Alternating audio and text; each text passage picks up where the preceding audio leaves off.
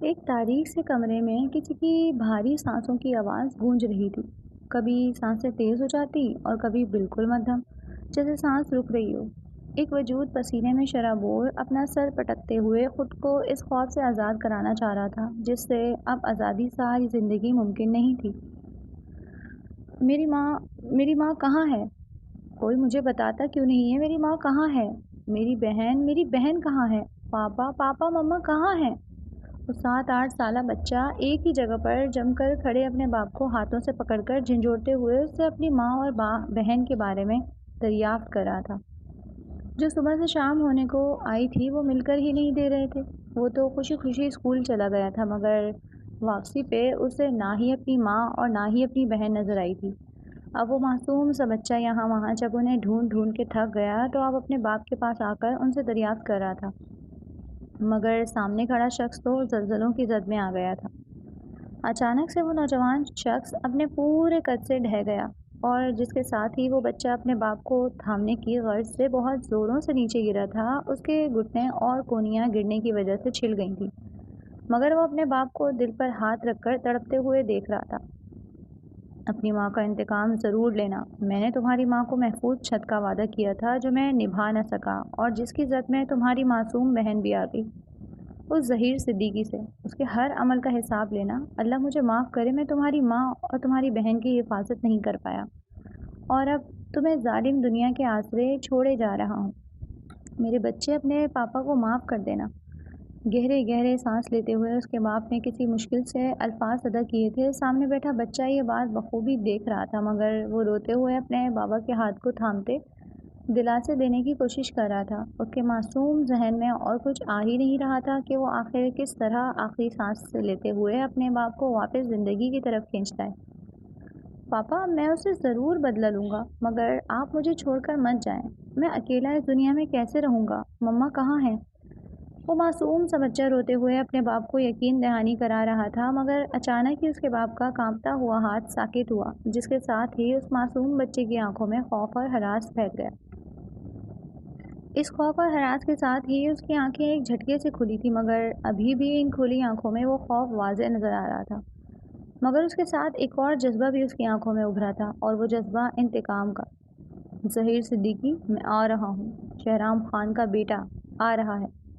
आज उसने कॉलेज से छुट्टी ली थी ताकि वो अपने बाबा के साथ और ज़्यादा वक्त गुजार सके, मगर उसके बाबा हमेशा की तरह आज भी काम में इस कदर मसरूफ़ थे कि उसके लिए वक्त निकालना मुमकिन नहीं हो रहा था। मगर वो भी सदा की ढीठ थी। तभी उनके लाख मना करने के बावजूद भी उनके साथ ही एग्जीबिशन में रखी गई मीटिंग में आ गई। अभी भी उसके बाबा अपनी मीटिंग में कुछ लोगों के साथ मसरूफ़ थे और वो यहाँ वहाँ घूमते हुए एग्जीबिशन में मौजूद पेंटिंग्स देख रही थी। सुनहरी सी रंगत लिए खूबसूरत बड़ी बड़ी भूरी आंखें, ये थी रायमा ज़हीर, ज़हीर सिद्दीकी की प्यारी और इकलौती बेटी। उसे पेंटिंग्स हमेशा से ही पसंद थी, मगर पेंट करना उसे कभी नहीं आया। अभी वो गौर से खूबसूरत पेंटिंग को देख ही रही थी कि पीछे से किसी ने कोई नोकीली चीज़ उसके कमर पर रखी। इससे पहले कि वो कोई एहतजाज करती कि उसके कान के पास ही एक भारी गंभीर आवाज़ गूंज उठी, अपनी जगह से हिलना मत, वरना अभी के अभी तुम्हें यहीं उड़ा दूंगा। चुपचाप मेरे साथ चलो। इससे पहले कि उसे समझने का कोई मौका मिलता, वो गन पॉइंट पर उसे अपने साथ ही लेता हुआ एग्जीबिशन से बाहर निकल आया, जबकि उसने जाते वक्त एक नज़र पलटकर अपने बाप की तरफ देखा, जो अभी भी अपनी मीटिंग में मसरूफ़ थे। शायद उसके लिए हमेशा से कारोबार ही सबसे अहम रहा था। उसने बड़े ही भारी दिल के साथ ये सोचा। बाहर उसको लाते ही क्लोरोफॉर्म में भीगी हुई रुमाल उसके मुंह पर रखते हुए उसे बेहोश कर दिया गया। जैसे वो होश में आई, उसने यहाँ वहाँ देखते हुए जगह का अंदाज़ा करना चाहा, मगर वो उसमें नाकाम रही थी। इस कमरे में घुप अंधेरा था। तभी अचानक से मध्यम सी रोशनी जल उठी थी, जिसकी सीध में ही कोई अंदर चलकर आ रहा था।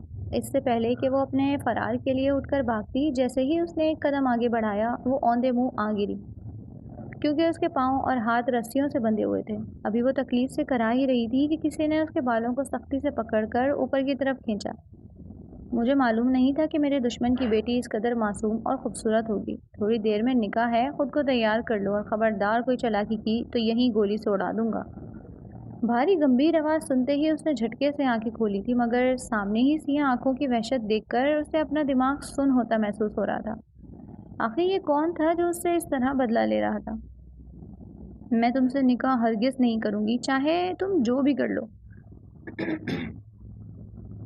تھوڑی ہمت کرتے ہوئے اس نے ڈٹ کر اس کی آنکھوں میں گھورتے ہوئے اس سے کہا تھا، مگر سامنے سے اور زیادہ بڑھتی جانے والی سختی اس کے الفاظ منہ میں ہی روک گئی۔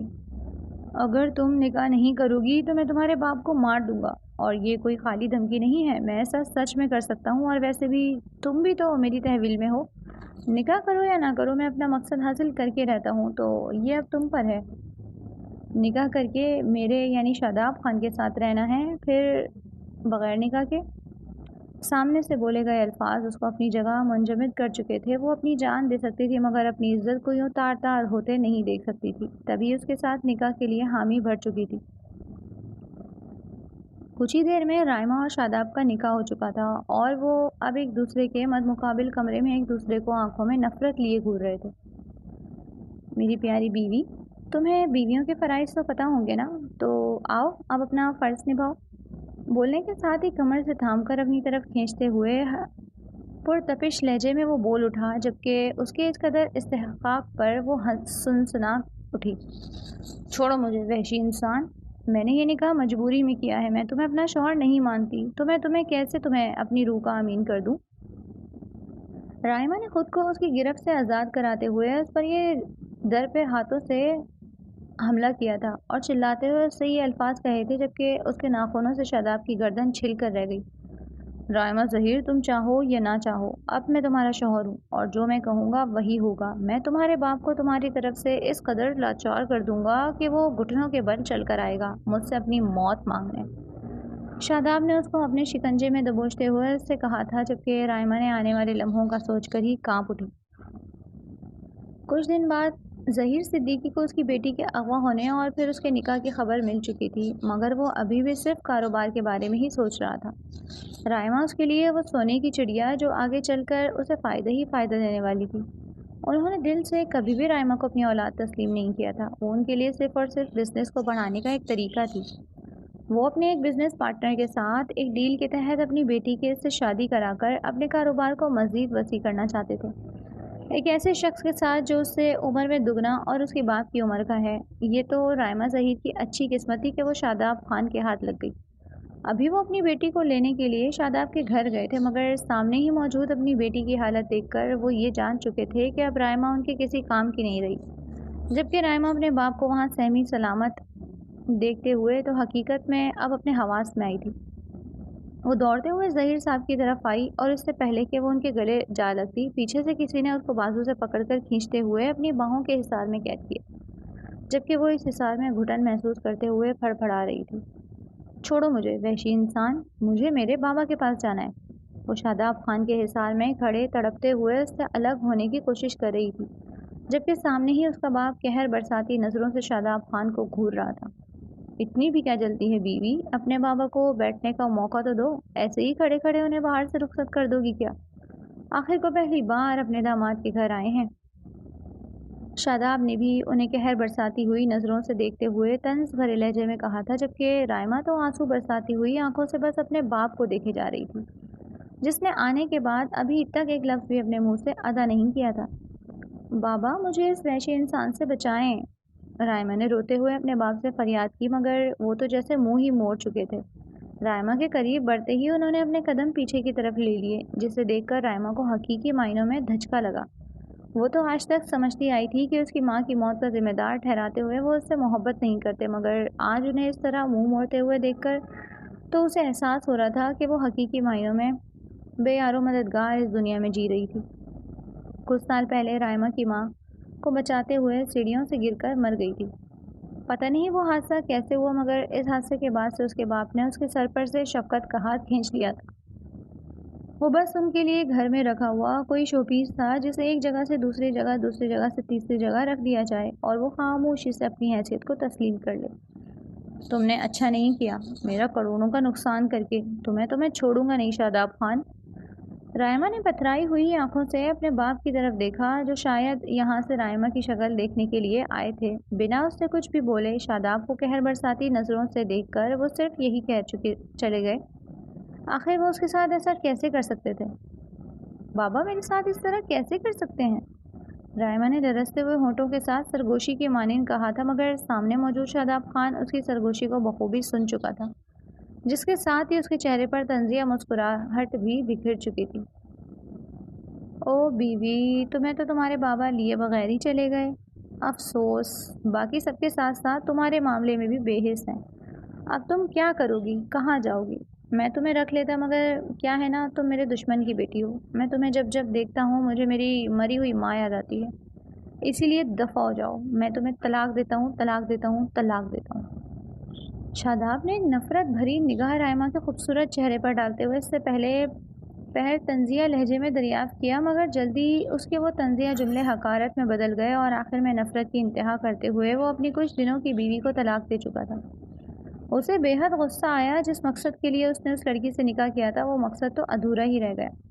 اس کے باپ کو تو اس لڑکی کی بھی پرواہ نہیں تھی، تو آخر انتقام لینے کے لیے اس نے یہ لڑکی چنی ہی کیوں؟ کاش پتہ ہوتا تو اس لڑکی سے کبھی بھی نکاح نہ کرتا، مگر خیر، ابھی بھی دیر نہیں ہوئی۔ بیٹی سے محبت نہیں کرتا تو کیا ہوا، کاروبار سے تو بہت کرتا ہے، تو میں اب اسے اس کے انداز میں ہی نقصان پہنچاؤں گا۔ رائما کی تو پوری دنیا ہی پلٹ ہو کر رہ گئی تھی۔ کچھ وقت پہلے زبردستی کا کیا گیا نکاح، اور پھر زبردستی اسے اس رشتے میں باندھا گیا، اور اب سب سے بڑی بات یہ طلاق کا داغ۔ وہ سب کچھ برداشت کر لیتی اگر اس کا اس دنیا میں کوئی اور ہوتا۔ اب وہ کس کے آسرے اس دنیا میں رہے گی؟ شوہر اسے چھوڑ چکا تھا، باپ منہ موڑ کر چلا گیا تھا، ماں کئی برسوں پہلے ہی دفن ہو چکی تھی، اور رشتہ دار اس کا کوئی نہیں تھا۔ دماغ میں ان گنت سوچیں اٹھ رہی تھیں۔ ایک پل کو تو جی چاہا اس شخص سے یہیں رہنے کے لیے بھیک مانگ لے، مگر جس قدر بے عزت وہ کر چکا تھا، اب وہ موت کو گلے لگانا زیادہ بہتر سمجھتی تھی، بجائے اس کے کہ بےحس انسان سے مدد مانگے۔ ٹانگوں سے جان نکلتی ہوئی محسوس کر کے وہ نیچے بیٹھتی چلی گئی، جبکہ شاداب خان بیزاری سے دیکھ کر رہ گیا۔ بنا اس پر ایک بھی نظر ڈالے ہوئے وہ وہاں سے باہر کی طرف بڑھ گیا، مگر جاتے وقت وہ اپنی میٹ کو پیچھے سے کچرا صاف کرنے کا کہہ گیا، جس کو رائما بخوبی سن چکی تھی۔ اس سے پہلے کہ کوئی اس سے آ کر کچھ بھی کہتا، وہ خاموشی سے اٹھ کھڑی ہوئی۔ اس گھر میں تو لائی ہی کچھ نہیں تھی، تو یہاں سے لے کر جانا کیا تھا؟ تبھی خاموشی سے اٹھتے ہوئے مرکزی دروازے کی طرف چل پڑی۔ آگے کی زندگی کا اسے نہیں معلوم تھا، مگر یہ طے تھا کہ وہ یوں اپنی زندگی کی ڈور اس بے حس لوگوں کے ہاتھوں میں نہیں دینے والی۔ شاداب کا وفادار ملازم جو وہاں کھڑا سب کچھ دیکھ رہا تھا، خاموشی سے آگے بڑھ کر اپنی جیب سے کچھ پیسے نکالتے ہوئے اس کے ہاتھ میں تھما چکا تھا۔ رائما نے ایک الجھی ہوئی نظر اٹھا کر اس کی طرف دیکھا، جس کی آنکھوں میں بھائیوں کا سامان تھا۔ رائما کے سر پر ہاتھ رکھتے ہوئے وہ بھی شاداب خان کے ساتھ باہر کی طرف بڑھ گیا۔ 6 ماہ بعد یہ 6 مہینے ان تینوں کے لیے ہی عذابدہ تھے، جہاں ظہیر صاحب کا چمکتا ہوا کاروبار گھاٹے سے گزرتا ہوا بالکل ختم ہو رہا تھا، اور یہ سب کچھ شاداب خان کی بدولت ہوا تھا۔ اس نے جہاں اپنے کاروبار کو پھیلایا تھا، وہیں ظہیر صاحب کی کاروباری کمپنی کی جڑوں کو کھوکھلا کیا، جس کی وجہ سے وہ خود بخود ہی گر گئی۔ وہیں وہ اپنے مہنگے شوقوں کی بدولت قرضوں میں ڈوب چکے تھے۔ وہ در در بھٹکتے ہوئے رائما کی تلاش کر رہے تھے۔ جانتے جو تھے اب وہی ہے جو شاداب خان کو سمجھا سکتی ہے، اور شاید اگر ان کے پچھلے گزرے ہوئے ماہ میں اس کا تعلق شاداب خان سے اچھا ہوا تو ہو سکتا ہے اس کے کاروبار میں وہ کوئی مدد ہی کر دے۔ اسے آخری بار یہ کوشش کرنی تھی، اسے رائما کو ڈھونڈ ہی نکالنا تھا۔ شاداب کے پاپا شہرام خان اور ظہیر صدیقی دونوں بچپن کے دوست تھے، اور ابھی تک وہ دونوں ایک دوسرے کے نفع و نقصان میں برابر کے شریک ہوتے رہے تھے۔ پتہ نہیں کب ظہیر صدیقی کے دل میں حسد نے جنم لیا، اور یہ حسد ان کی زندگیوں کو ہی نکل چکا تھا۔ ان کے دل میں ہمیشہ یہ حسرت رہ گئی کہ آخر شہرام خان کو ہی اس دنیا میں اچھی چیزیں کیوں ملتی ہیں۔ سب سے پہلے چمکتا ہوا کاروبار، جس میں شہرام خان نے اسے شراکت دار بنا کر سانجھ داری دی تھی، مگر ایسا کیوں؟ ہر بار وہی کیوں؟ اس پر مہربان ہو ہر بار ظہیر صدیقی کیوں اس کے سامنے جھک کر اس سے کچھ مانگے؟ اور پھر شاداب کی ماں نگار خان جب شہرام خان کی زندگی میں آئی تو ظہیر صدیقی کی حسد کی آگ اور زیادہ بھڑک اٹھی، کیونکہ شہرام خان کی بیوی ان کی بیوی سے کہیں زیادہ خوبصورت تھی، اور نہ صرف خوبصورت بلکہ اس نے ایک خوبصورت بیٹے کو جنم دیا تھا، جبکہ انہوں نے جب اپنی اہلیہ سے شادی کی تھی تو انہیں اس بات کا پتہ نہیں تھا کہ ان کی بیوی اپنے کزن سے شادی کرنا چاہتی تھی۔ ان کے گھر والوں نے زبردستی ان کا رشتہ ظہیر صدیقی کے ساتھ کر دیا تھا، بنا ان کی رضامندی جانے، جس کی بنا پر ظہیر صدیقی پر جب یہ راز آشکار ہوا تو وہ ہمیشہ یہی سمجھتے رہے کہ ان کا اپنے کزن سے رابطہ ہوتا رہتا ہے۔ یہ ساری چیزیں ظہیر صدیقی کے دل میں حسد کا باعث بن چکی تھیں، اور ان حسد کے ساتھ ہی اس نے وہ گندی سوچیں ذہن میں پالی تھیں جو ان کی زندگیوں کو جیتے ہی جہنم بنا دینا چاہتی تھی۔ شاداب خان رائمہ کو چھوڑ دینے کے بعد بے حد پچھتاووں کی زد میں آ چکا تھا۔ وہ اپنا انتقام تو لے چکا تھا مگر ایک معصوم انسان سے جس کی کوئی غلطی نہیں تھی۔ پچھلے 6 ماہ سے وہ تڑپتے ہوئے رائمہ کو ہر جگہ ڈھونڈ رہا تھا مگر وہ ایسی جگہ جا کر چھپی تھی کہ اسے مل کر ہی نہیں دے رہی تھی۔ ہر روز گھٹ گھٹ کر گزارتے ہوئے وہ ہر روز مرتا تھا اور پھر مر کر جیتا تھا۔ اسے نہیں پتا تھا کہ وہ کیوں آخر رائمہ کو ڈھونڈ رہا ہے جبکہ وہ اسے چھوڑ چکا ہے، اور چھوڑا بھی ایسا کہ اب دوبارہ اسے اپنایا نہیں جا سکتا، مگر پھر بھی وہ اپنے دل کو یوں تڑپتا ہوا نہیں دیکھ سکتا تھا۔ اسی لیے اس کی تڑپ کی خاطر ہی صحیح بس اسے ڈھونڈ کر وہ معافی مانگنا چاہتا تھا۔ شاداب سر، آپ کی طبیعت پہلے بہت خراب ہے اور یوں مزید خود کو ٹارچر کر کے اور زیادہ ہی خراب رہے گی۔ پلیز میرے ساتھ ڈاکٹر کے پاس چلیے، آج آپ کی ڈاکٹر کے پاس اپائنٹمنٹ تھی۔ شاداب کے وفادار ملازم نے اس کو یوں بارش میں بھیگتے ہوئے دیکھ کر اس سے التجائیہ لہجے میں کہا تھا، جبکہ کچھ دنوں سے اسے بہت تیز بخار بھی ہو رہا تھا۔ مزید یوں خود کو فراموش کرتے ہوئے وہ اور زیادہ خود کو تکلیف پہنچا رہا تھا۔ وہ یہ بات اچھے سے جانتا تھا کہ یہ سب کچھ ان کے سر کی بیوی کی وجہ سے ہو رہا ہے، جس کو شاداب سر نے اپنی بے وقوفیوں کی وجہ سے اپنے ہاتھوں سے گنوا دیا۔ وہ اس بات کا گواہ تھا کہ کس طرح اس کا یہ اکڑو اور بے حس باس اپنی بیوی کے لیے دن رات تڑپ رہا تھا۔ شاداب کے نہ کرتے ہوئے بھی وہ اسے ڈاکٹر کے پاس اسپتال لے کر چلے ہی گئے۔ ابھی وہ لوگ اپنی باری کے انتظار میں باہر بیٹھے ہی تھے کہ اچانک سے دروازہ کھول کر کوئی باہر کی طرف آیا اور اس عورت کا چہرہ دیکھتے ہوئے شاداب خان ایک جھٹکے سے اپنی جگہ سے اٹھ کھڑا ہوا۔ وہ اور کوئی نہیں بلکہ اس کی ہی رائمہ تھی جس کو پوری دنیا میں تلاش کرتا پھر رہا تھا۔ اس سے پہلے کہ اسے کچھ محسوس ہوتا، شاداب خان نے جھٹکے سے آگے بڑھتے ہوئے اسے گلے لگایا، جبکہ اس کی اس حرکت پر تو سامنے موجود رائمہ بوکھلا اٹھی۔ یہ آخر اس کے ساتھ کیا ہو رہا تھا؟ اس سے پہلے کہ وہ کسی حرکت کا مظاہرہ کرتی، قریب سے شاداب کی خوشبو محسوس کر کے اس کے اندر سناٹے چھا گئے۔ یوں محسوس ہو رہا تھا جیسے جسم کچھ بھی محسوس کرنے کی حس ہی چھوڑ چکا ہو۔ شاداب خان نے کچھ عجیب سا محسوس کرتے ہوئے رائمہ کو اپنے حصار سے آزاد کرتے ہوئے تھوڑا سا نیچے کی طرف دیکھا تو حیرت سے اس کی آنکھیں کھلی کی کھلی رہ گئیں۔ رائمہ، جس نے اوور سائز کے کپڑوں میں خود کو چھپایا ہوا تھا مگر شاداب خان کی اس نزدیکی کی وجہ سے اس پر یہ راز آشکار ہو چکا تھا کہ وہ حاملہ تھی۔ خوف کی ایک لہر رائمہ کے وجود میں سرایت کر چکی تھی۔ وہ یہ کیسا انکشاف اس پر ہو رہا تھا؟ کہیں یہ مجھ سے میرا بچہ چھیننے تو نہیں آیا؟ ایک خوف سا تھا جو رائمہ کے رگ و پے میں سرایت کرتا محسوس ہو رہا تھا۔ شاداب خان، چھوڑو مجھے، ملکیت نہیں ہوں میں تمہاری۔ رائمہ نے آنسو بھری ہوئی آنکھوں سے اسے دیکھتے ہوئے حقارت سے کہا، جبکہ اس کی نظروں میں اپنے لیے نفرت دیکھ کر تو وہ ساکت رہ چکا تھا، مگر جس قدر تکلیف وہ اسے دے چکا تھا یہ اس کا حق تھا۔ اب تڑپنا تو اسے تھا، اور وہ بھی پتہ نہیں کب تک۔ میرا ہی حق ہے تم پر، تم میری ہی ملکیت ہو، اور میں تمہارا شکر گزار ہوں کہ تم نے خود پر میرا یہ حق ٹوٹنے نہیں دیا۔ نم آنکھوں سے کہتے ہوئے اس نے رائمہ کو گلے سے لگایا، جبکہ وہ شاداب خان کے حصار میں پھڑپھڑا رہی تھی۔ اس کا بس نہیں چل رہا تھا کہ اسے پاگل سر پھرے انسان کا وہ سر پھاڑ دے۔ آخر کس طرح وہ پہلے انتقام کے چکر میں اس کی زندگی برباد کر سکتا تھا اور پھر بے دردی سے اسے اپنی زندگی سے بھی نوچ کر نکال پھینکتا، اور اب جب وہ اپنی زندگی میں دوبارہ سے قدم جمانے کے لائق ہو گئی تھی تو اب وہ پھر آ گیا تھا اس کی زندگی کو جہنم بنانے، یا پھر شاید وہ یہاں اپنے بچے کے لیے آیا تھا، مگر اسے کیسے معلوم ہوا؟ میں تمہیں اپنا بچہ ہرگز نہیں دوں گی، تم لائق نہیں اس کے باپ بننے کی۔ رائمہ نے ایک نظر دیکھ کر نفرت سے اس کے چہرے کو دیکھتے ہوئے اس سے کہا تھا، جبکہ ہاتھ اپنے پیٹ پر جمے ہوئے تھے، جیسے وہ اپنے بچے کو سامنے کھڑے باپ کی صورت میں ظالم اور جابر انسان سے بچا لینا چاہتی ہو۔ جب وہ بالکل جینے کی امید چھوڑ چکی تھی تو یہ بچہ اس کی زندگی میں آیا تھا اور اسے جینے کا ایک مقصد تھما گیا۔ وہ اس کے سہارے اپنی پوری زندگی نکال لینا چاہتی تھی، مگر یہ ظالم انسان یہاں پر بھی اپنا حق جتانے کے لیے آ گیا تھا۔ اگر وہ اپنے پرسنل ڈاکٹر کی مجبوری پر یہاں کچھ ٹیسٹ کرانے نہیں آتی تو کبھی بھی شاداب خان سے اس کا سامنا نہیں ہوتا، مگر یہ اس کی بری قسمت تھی کہ اسے یہاں آنا تھا، اور اسی دن شاداب خان کو بھی آنا تھا۔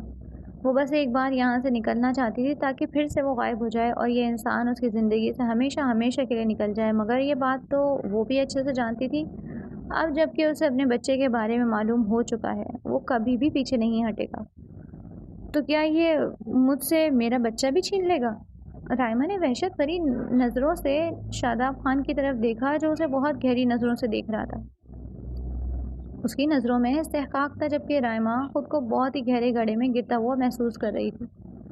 یہ بچہ جتنا تمہارا ہے اتنا ہی میرا بھی، اور مت بھولو تم ابھی بھی میرے نکاح میں ہو، تو چپ چاپ میرے ساتھ واپس چلو۔ جب تک یہ بچہ اس دنیا میں نہیں آ جاتا تب تک تم کہیں نہیں جا سکتی۔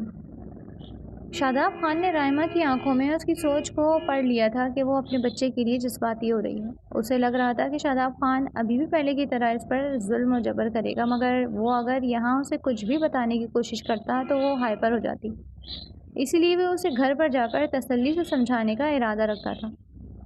مگر یہ بات سن کر تو رائما ہتے سے ہی اکھڑ چکی تھی۔ اسے لگ رہا تھا کہ وہ پھر سے اسے گھر لے جا کر قید کر دے گا اور اس بچے کی پیدائش پر اس سے اس کا واحد سہارا بھی چھین لے گا۔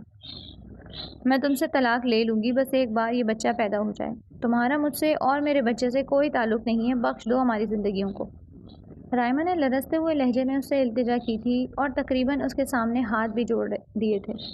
وہ صرف یہی چاہتی تھی کہ یہ انسان اس کی زندگی سے ہمیشہ ہمیشہ کے لیے نکل جائے، وہ اپنے بچے کے ساتھ پھر سے سکون زندگی گزارنے کی خواہش مند تھی۔ ڈونٹ یو ڈیئر بیوی، میرے سامنے تو طلاق کی بات ہی مت کرنا، اور یہ بچہ جتنا تمہارا ہے اتنا ہی میرا بھی ہے۔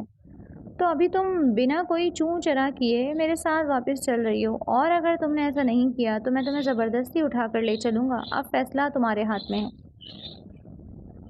وہ جانتا تھا کہ نرمی سے کی گئی کوئی بھی بات ابھی فی الحال رائما کو سمجھ نہیں آئے گی۔ وہ مزید یہ کہ وہ اس کے نخرے اٹھانے کا خواہاں تھا، مگر ابھی اس کی حالت ایسی نہیں تھی کہ اس کو اس کے حالات پر چھوڑ دیا جائے۔ وہ اس کی بہتر دیکھ بھال کر سکتا تھا، اسی لیے ابھی بھی اس کے ساتھ سخت برتاؤ کر رہا تھا، جبکہ وہ صرف نم آنکھوں کے ساتھ یہاں وہاں دیکھ کر رہ گئی۔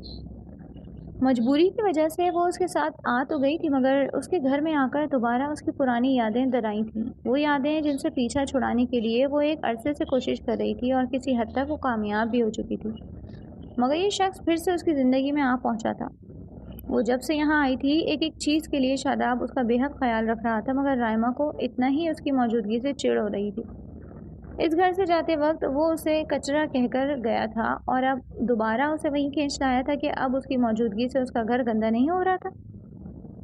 ان حالاتوں میں ویسے ہی آج کل وہ کچھ زیادہ ہی ایموشنل ہو رہی تھی، اور یہاں اس گھر میں آ کر تو وہ ہر وقت اس کی آنکھوں سے آنسو بہنے کے لیے تیار ہی ملتے تھے۔ اسے یاد ہے کہ وہ کس طرح زبردستی نکاح کے بعد یہاں اس گھر میں آئی، اور اس کی حیثیت اس گھر میں صرف ایک ٹیشو پیپر کی سی تھی، جو جب ضرورت پڑی تب استعمال کر لیا، نہیں تو کونے میں یہ ایک طرف پڑا رہ گیا۔ اس کی طبیعت شروع سے ہی خراب رہ رہی تھی، مسلسل ذہنی دباؤ کی وجہ سے اسے بہت سی پیچیدگیوں کا سامنا کرنا پڑا، مگر جو کچھ اس کے ساتھ ہو چکا تھا وہ کیسے سب کو بھلا کر نارمل زندگی کی طرف آ سکتی تھی۔ اس کے خود کے سگے باپ نے اسے ڈسون کر دیا تھا، اور پھر اس کا شوہر بھی اس سے انتقام لے کر اسے چھوڑ چکا تھا۔ اب بھی اگر یہ بچہ اس کے ساتھ نہیں ہوتا تو وہ کبھی بھی اسے دوبارہ دیکھنے کا روادار بھی نہ ہوتا۔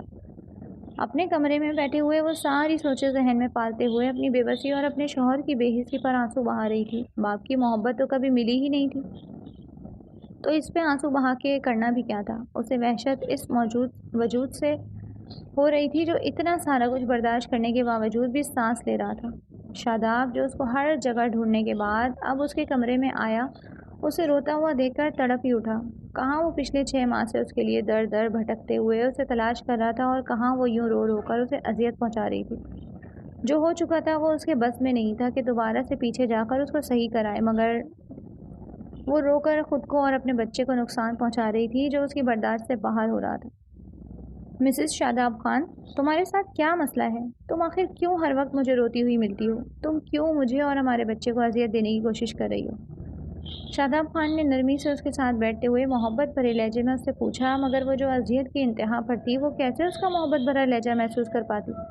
تبھی اب بھی اس کا ہاتھ جھٹکتے ہوئے وہ ایک جھٹکے سے کھڑی ہوئی، جس پر شاداب خان پیچ و تاب کھا کر رہ گیا۔ وہ جتنا اس کی پریگننسی کے لیے فکر مند تھا وہ اتنی ہی لاپرواہ واقع ہو رہی تھی۔ میں اذیت نہیں دے رہی، تم اذیت دے رہے ہو مجھے دوبارہ سے اپنی زندگی میں لا کر۔ آخر تم کیوں ہماری زندگیوں سے نکل نہیں جاتے؟ مجھے تمہیں نہیں دیکھنا، مجھے ہمارا بچہ تمہارے ساتھ شیئر نہیں کرنا، مجھے جانے دو۔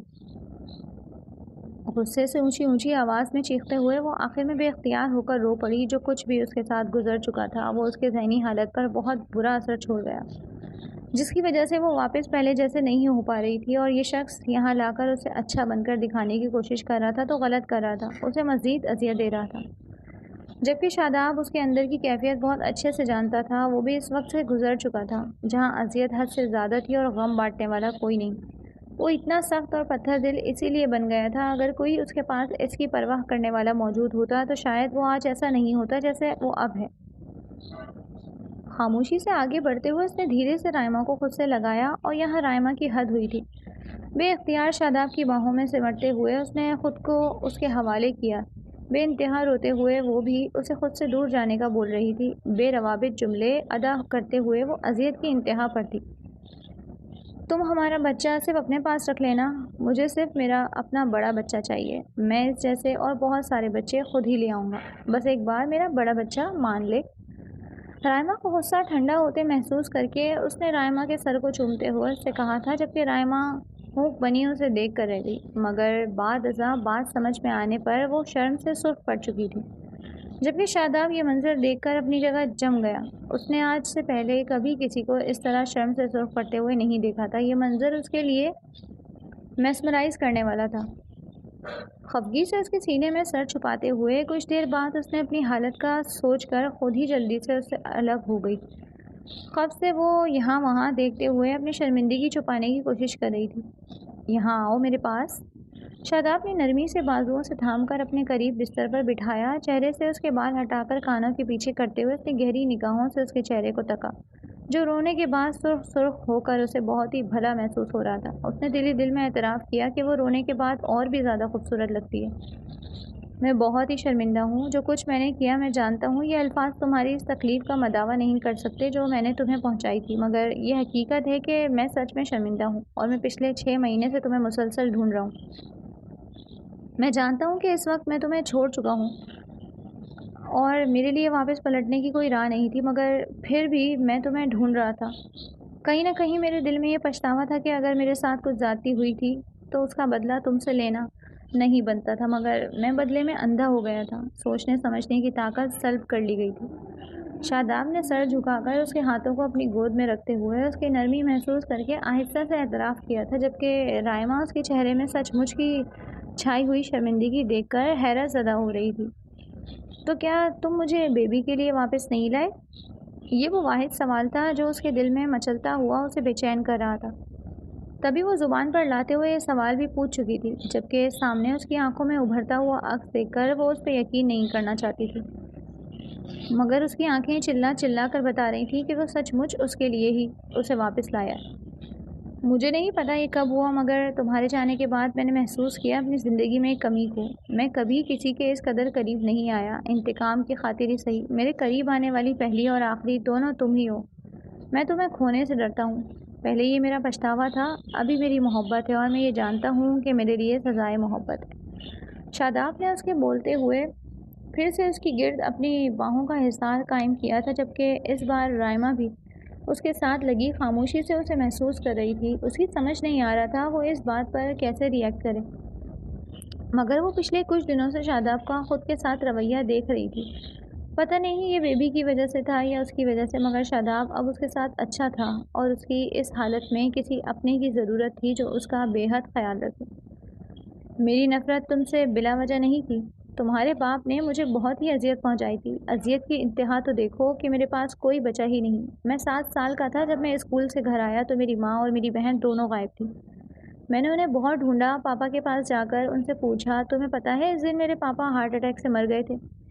انہوں نے میرے بازوؤں میں ہی دم توڑا تھا۔ جاتے وقت وہ مجھ سے یہی کہہ کر گئے تھے کہ وہ میری ماں کو ایک محفوظ پناہ گاہ نہیں دے سکے۔ مجھے اس وقت سب اپنوں کے پچھڑنے کا غم تھا، میں رات کو سو نہیں سکتا تھا، مجھے اب بھی ڈراؤنے خواب آتے ہیں۔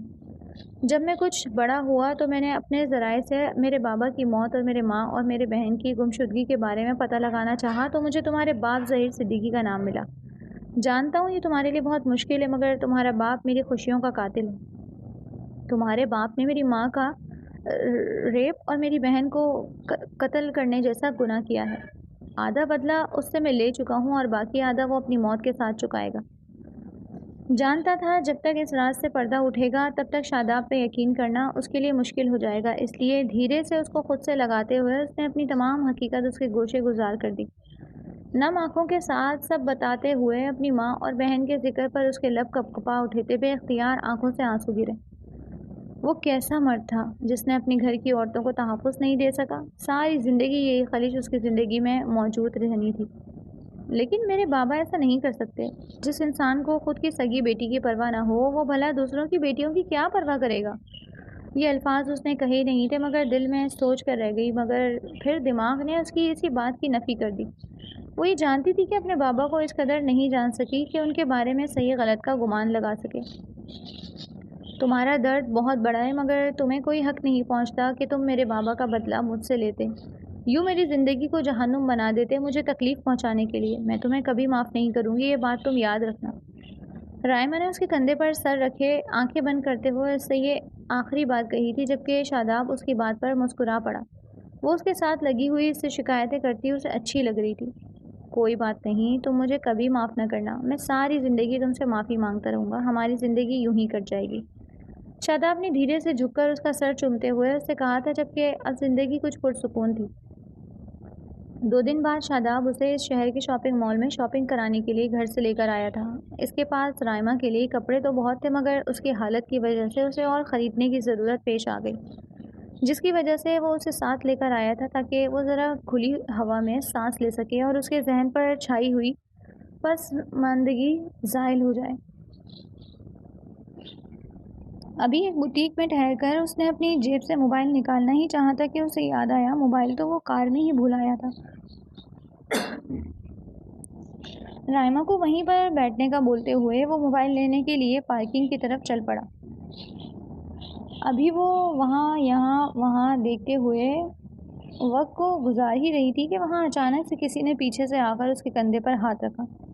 رائمہ میری بچی، ظہیر صدیقی پیچھے سے گھوم کر سامنے کی طرف آتے ہوئے رائمہ کو اپنے حصار میں لیا، جبکہ رائمہ یوں ان کو اپنے سامنے موجود دیکھ کر تو بوکھلا گئی تھی۔ اسے امید نہیں تھی کہ وہ کبھی اس طرح اپنے باپ سے ملے گی۔ بابا، آپ یہاں کیا کر رہے ہیں؟ رائمہ نے ان کے حصار سے نکلتے ہوئے سخت کھردرے لہجے میں ان سے سوال کیا تھا، جبکہ وہ تو اپنی بیٹی کی آنکھوں میں سرد موری دیکھ کر پریشان ہو گئے تھے۔ انہیں اپنا مقصد پورا ہوتا دکھائی نہیں دے رہا تھا۔ تبھی محبت لہجے میں بھرے اور آنکھوں میں جھوٹ موٹ کے آنسو لیے انہوں نے رائمہ کو دیکھا۔ انہیں یقین تھا ان کی پیاری بیٹی جو آج تک اپنے باپ کی محبت کے لیے ترستی آئی ہے، اس موقع پر آ کر ضرور پگھل جائے گی۔ میری بچی، مجھے معاف کر دو، میں تمہاری حفاظت نہیں کر پایا اور وہ جنگلی انسان تمہیں مجھ سے چھین کر لے گیا، لیکن تم فکر مت کرو، میں اب تمہارے بابا آ گئے ہیں اور وہ تمہاری اچھے سے حفاظت کر سکیں گے، تم چلو میرے ساتھ۔ ظہیر صدیقی نے اسے بولتے ہوئے اپنے ساتھ لے جانا چاہا، مگر رائمہ کے قدم تو ایک ہی جگہ پر جم گئے تھے۔ ان کی حقیقت جان لینے کے بعد وہ تو اب ان کے ساتھ جانے کا سوچ بھی نہیں سکتی تھی، اور خاص طور پر اب جب شاداب اور ان کے درمیان سب کچھ ٹھیک ہو چکا تھا۔ اب تو ہرگز اس کے ساتھ جانا نہیں چاہتی تھی۔ جیسا بھی تھا، شاداب اس کا بے حد خیال رکھ رہا تھا۔ چاہے اس نے شاداب کو بھی معاف نہیں کیا، مگر ان دونوں کے بیچ کافی ساری چیزیں ٹھیک ہو گئی تھیں، اور امید تھی شاید آگے چل کر وہ شاداب کو معاف بھی کر دے۔ بابا، میں آپ کے ساتھ کہیں نہیں جا رہی۔ آپ نے مجھے اس وقت ڈس اون کیا تھا جب مجھے آپ کی بے حد ضرورت تھی۔ اب مجھے آپ کی ضرورت نہیں ہے۔ اب میں چھوٹی بچی نہیں رہی جسے آپ کی محبت کی چاہت تھی۔ اب میں بڑی ہو گئی ہوں اور اب میں اسے محبت دینا چاہتی ہوں جو واقعی اس کا حقدار ہے۔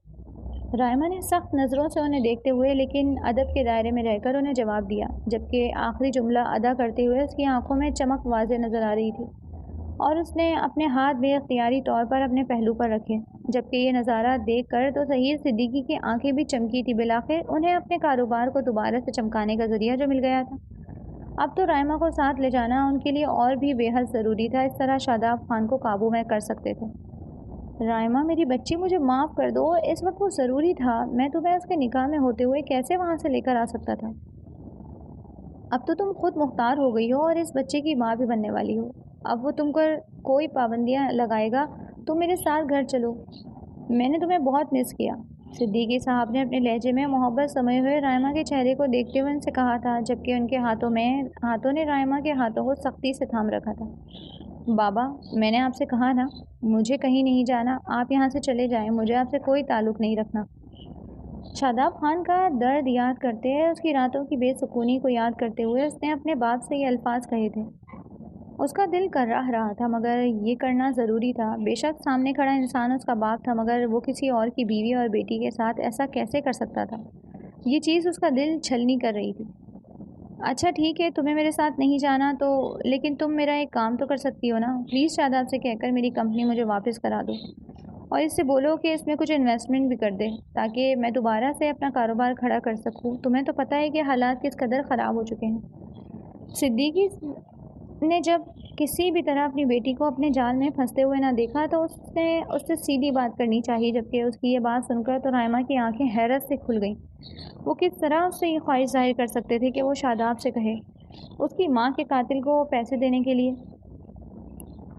بابا، میں یہ بات آپ سے کہنا نہیں چاہتی تھی، مگر شاید آپ کو یہ بات معلوم نہیں ہے، شاداب وہی انسان ہے جس کی ماں اور بیٹی کے قاتل ہیں۔ آپ مجھ سے امید کیسے لگا سکتے ہیں کہ میں اس سے جا کر بولوں کہ وہ آپ کی کمپنی میں پیسہ لگائے؟ رائمہ تو ظہیر صدیقی کی بات سن کر سکتے میں ہی آ گئی تھی، تب بھی تقریباً چلانے کی طرز میں اس نے یہ بات کہی تھی تاکہ اس کے باپ کی سمجھ میں آ جائے کہ وہ کس سے مدد کی امید لگا رہا ہے۔ تو کیا ہو گیا؟ تم اس کی بیوی ہو، تم اس سے کچھ بھی کرا سکتی ہو، اس کو بولو کہ وہ میری کمپنی میں پیسہ لگائے، میں بہت پریشان ہوں۔ ظہیر صدیقی نے اس کے اس طرح چلانے پر سرد نظروں سے اسے دیکھتے ہوئے اس سے کہا تھا، جبکہ بات میں وہ والہانہ پن ختم ہو چکا تھا۔ جب وہ ان کی بات پیار سے نہیں سن رہی تھی تو اب اس کے ساتھ بھی سختی کرنی پڑی تھی۔ بابا، میں آپ کی کوئی مدد نہیں کر رہی، چلے جائیں یہاں سے اور دوبارہ میرے سامنے مت آئیے گا۔ میں نے آپ کے جیسا بے حس انسان آج تک نہیں دیکھا۔ ایک تو آپ قاتل اور زانی ہیں، اوپر سے آپ اتنے گر چکے ہیں کہ اپنی بیٹی کو استعمال کرنا چاہ رہے ہیں اپنے فائدے کے لیے۔ رائمہ نے نہایت ہی دکھ سے انہیں دیکھتے ہوئے ان سے وہ کڑوے الفاظ بولے، جبکہ رائمہ کے منہ سے یہ الفاظ سنتے ہی ان کا ہاتھ رائمہ پر اٹھ چکا تھا۔ بے شرم لڑکی، تمہیں ذرا بھی لحاظ نہیں، تم اپنے باپ سے مخاطب ہو۔ مرد ایسی چھوٹی موٹی غلطیاں کرتے رہتے ہیں، اگر ایسی غلطیاں وہ نہیں کریں گے تو مرد کہاں سے کہلائیں گے؟ ظہیر صدیقی نے رائمہ پر ہاتھ اٹھاتے ہوئے ایک بازو کو جھٹکا دے کر اس سے سخت الفاظ میں یہ بات باور کرائی، جبکہ ان کی آنکھیں تو شعلہ اگل رہی تھیں۔ یہ لڑکی ان کے سامنے اس طرح کھڑی ہوگی، انہیں تو اندازہ بھی نہیں تھا۔ قاتل اور زانی مرد نہیں ہوتے، وہ نامرد ہوتے ہیں۔ رائمہ نے ان کی اتنی سختی کے باوجود بھی آنکھوں میں آنسو لیے انہی کے انداز میں چلاتے ہوئے ان سے کہا تھا، جبکہ رائمہ کی اس بات پر وہ ایک اور تھپڑ اس کے دوسرے گال پر لگا گئے۔ تم اگر میری بات پیار سے مان لیتی تو شاید میں تمہیں جانے بھی دیتا، مگر تم بھی وہی ٹیڑھی ہڈی ہو، بالکل اپنی ماں کی طرح۔ جس طرح وہ بھی سیڑھیوں سے گر کر مری نہیں تھی، اس کا گلا دبا کر مارنا پڑا، اسی طرح تم بھی ڈھیٹ ہو، تو اب تم سے بھی ویسے ہی نمٹنا پڑے گا جیسے تمہاری ماں سے نمٹا تھا۔ ظہیر صدیقی نے غصے سے چلاتے ہوئے اس کے بالوں کو دبوچا اور اپنے منہ سے وہ الفاظ ادا کیے جو آج تک اور کوئی نہیں جان سکا، جبکہ رائمہ تو اپنے باپ کا یہ چہرہ دیکھ کر دنگ ہی رہ گئی۔ تو اس کا مطلب تھا اس کی ماں مری نہیں تھی بلکہ اس کا بھی قتل ہوا تھا، اور اس کی ماں کا قاتل اور کوئی نہیں بلکہ اس کا ہی اپنا سگا باپ تھا۔ آپ ایسا کیسے کر سکتے ہیں؟ آپ میری ماں کو کیسے مار سکتے ہیں؟ آپ کے ہاتھ نہیں کانپے؟ یہی لحاظ کر لیتے کہ وہ آپ کی بیٹی کی ماں ہے۔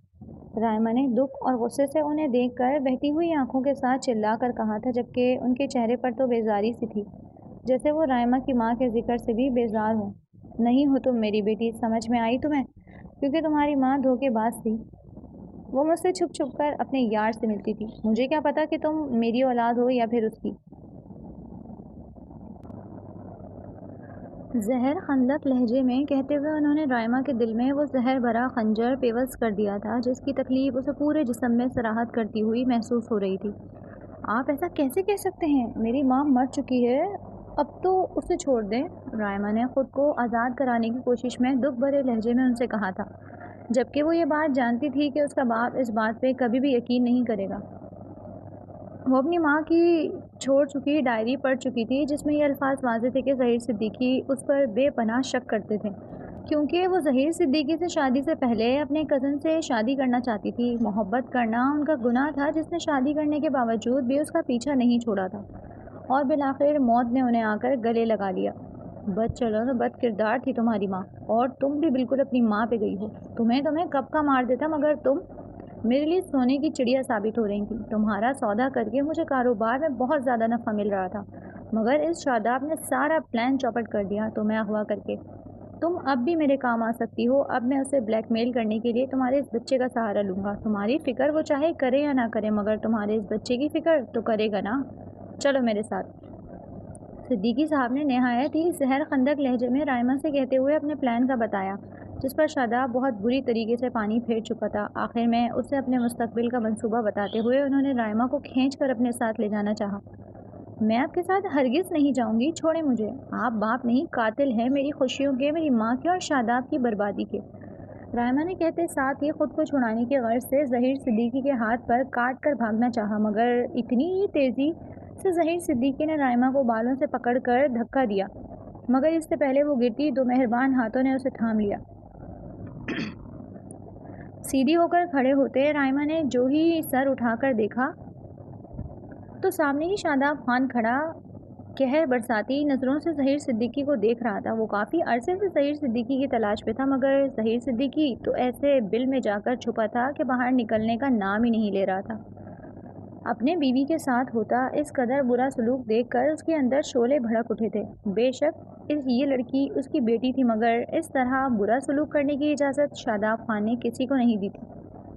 شاداب خان جو کافی وقت پہلے وہاں آ چکا تھا، مگر خود پر ضبط کیے ہوئے وہ ظہیر صدیقی کے غلیظ منصوبے کے بارے میں جاننے کے لیے باہر کھڑا تھا۔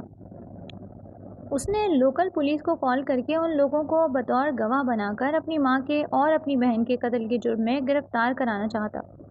وہ ابھی آگے نہ بڑھتا، مگر رائمہ کے ساتھ ہونے والے اس قدر برے سلوک پر وہ اور برداشت نہیں کر سکا۔ پولیس ظہیر صدیقی کو شاداب خان کی ماں اور بہن کو قتل اور زیادتی کرنے کے جرم میں اپنے ساتھ لے کر جا رہی تھی، اور شاداب خان نے اس بات کو یقینی بنانا چاہا کہ اب ظہیر صدیقی کو عمر قید ہو۔ ظہیر صدیقی گالیاں بکتے ہوئے پولیس والوں کی حراست میں گھسیٹتے ہوئے جا رہے تھے، اور وہ ان لوگوں میں سے تھے جو اپنی انا کے ہاتھوں مر جانا پسند کرتے، اور آج وہی انا انہیں پھانسی کے تختے پر لے جانے والی تھی۔ رائمہ شاداب خان کے حصار میں قید نم آنکھوں کے ساتھ اپنے ظالم اور بے حس باپ کو پولیس کے ساتھ جاتے ہوئے دیکھ رہی تھی۔ وہ اپنے رب کی شکر گزار تھی جو کچھ بھی اس کے ساتھ ہوا اس سے بدترین بھی ہو سکتا تھا، مگر اس کے رب نے اس کے حق میں بہتری کی تھی۔